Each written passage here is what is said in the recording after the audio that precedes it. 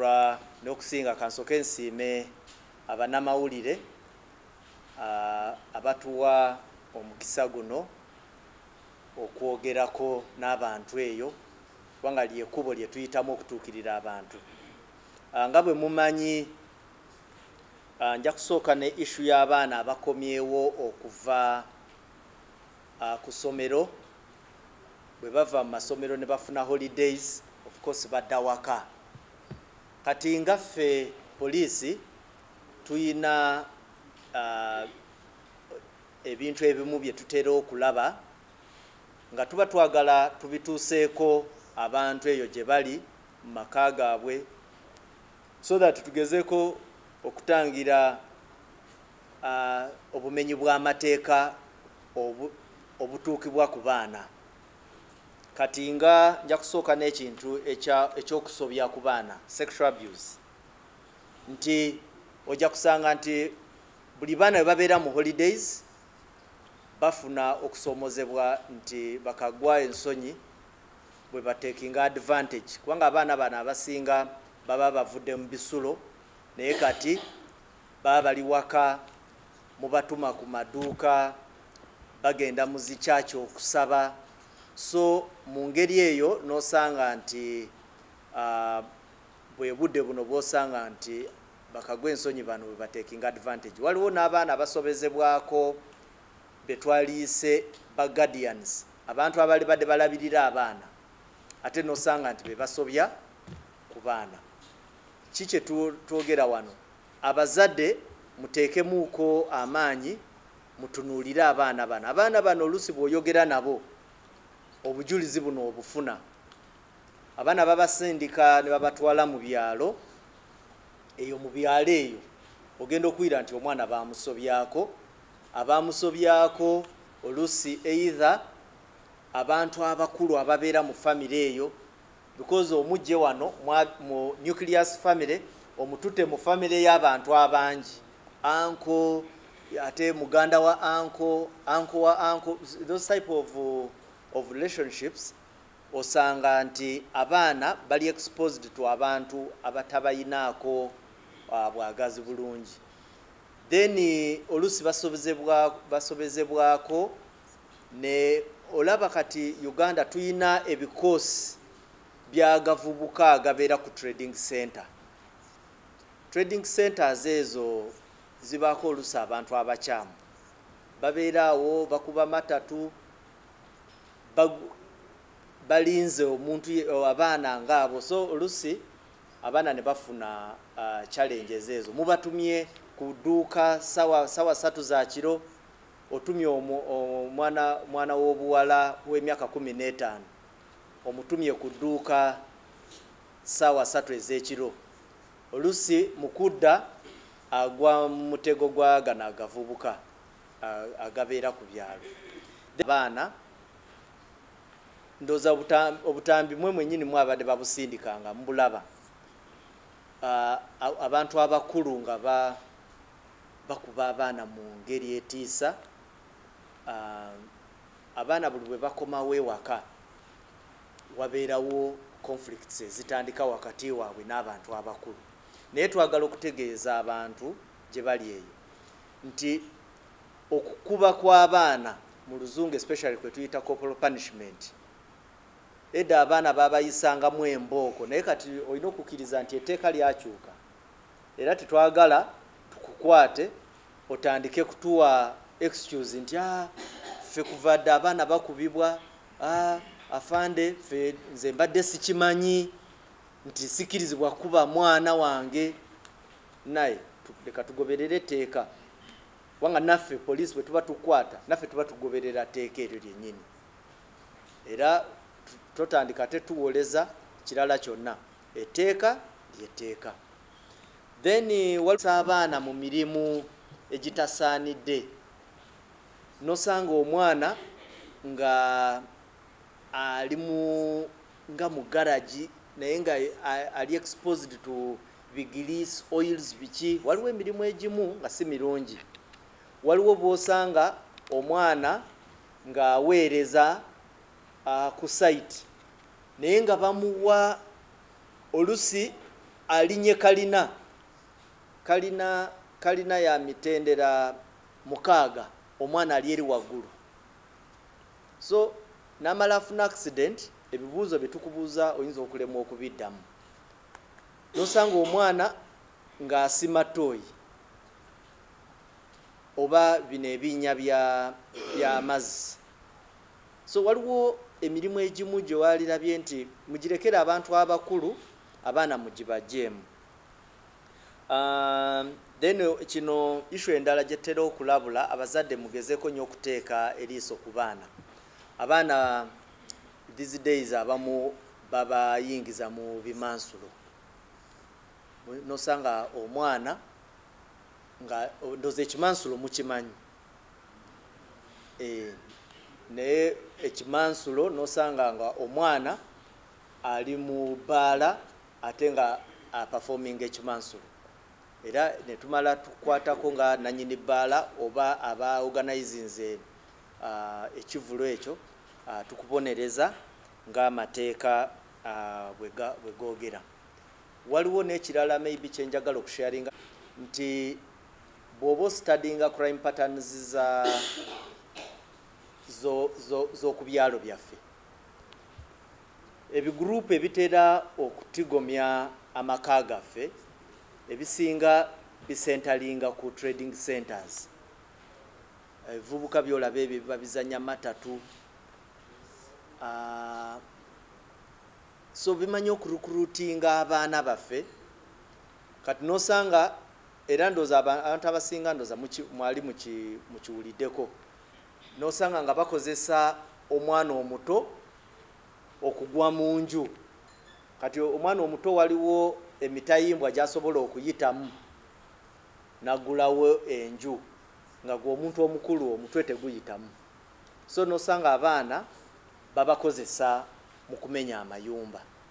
Byebyo emisango gy'owulira nga baloopye ku polisi bagamba naye tewaliwo we baamenya, bayingira buyingizi, kyeka bayita mu ddinisa.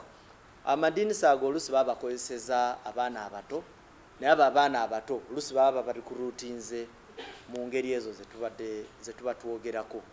So ng'omuzadde olina okumakinga sure nti oteekawo eriiso ery'amaanyi okulaba nti omwana wo tagenda nnyo mu bikoosi ebyo ebisobola okumuyingiza mu misango egy'ekikula ng'ekyo.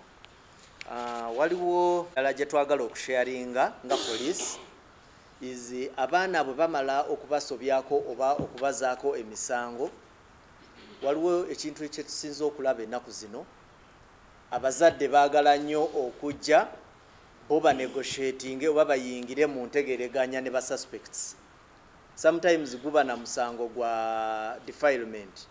Nosanga ng'omuzadde agamba ye bamuweeyo kasente omusango agugyeyo, ate ng'omuzadde tebamusobyako. Bwe baba basobya ku mwana, gwe basobya batya ku muntu omulala, then gwe nooba nga ye gwagyeyo omusango. Kulwaki tojjaayo omusango gwe bakusobezaako?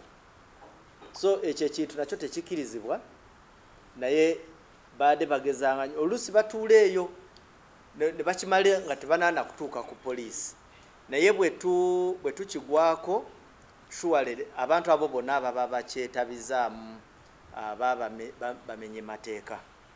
Otherwise then ekisembayo ku baana tukyabakubiriza nnyo making sure nti abazadde n'abaana mufune enamba zaffe za poliisi zibeera ku mitimbagano gyaffe, so that wabaawo accident yonna olusi abaana tebakufunye naye baba basobola okufuna poliisi bwe banga obalekedde essimu awaka, especially abaana abakuzeekuzeemuuko. Mubayigirize nti wetaaga ewaka okubeera n'ennamba ya LC n'ennamba ya poliisi. Tusanze okusoomozebwa kungi era buli ntera okukiddamu wano. Nosanga omuntu asooka n'akubira omupoliisi w'amanyi nga mukwano gwe, wosanga ti maybe ali Arua naye ng'ekizibu kiri Kasubi. Then owa Arua naye ayina kuddamu ate naye n'akubira